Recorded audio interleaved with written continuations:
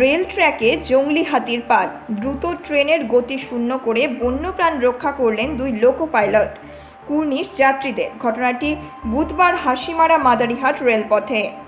জানা যায়, বুধবার বিকেল 5টা 36 মিনিট নাগাদ ওই রেলপথে ছুটে আসছিল ডাউন ধুবড়ি শিলিগুড়ি ইন্টারসিটি ট্রেনটি। রেল লাইনের 130/7 নম্বর পিলারের কাছাকাছি আসতেই লোকো পাইলট সুরজিৎ ভাটিয়া এবং assistant loco pilot Tanmay Das লক্ষ্য করেন ট্র্যাকের ওপর হাতির অবস্থান। সেই মুহূর্তেই জরুরি ভিত্তিতে ব্রেক কষে ট্রেনটিকে দাঁড় করাতে সমর্থ হন তারা। দুই লোকো পাইলটের তৎপরতায় বেঁচে যায় বন্যপ্রাণ। ঘটনায় দুই দক্ষ লোকো পাইলটকে কুর্নিশ জানান যাত্রীরা।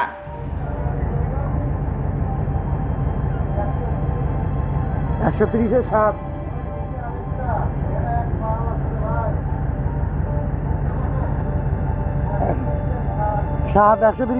7 বর্তমান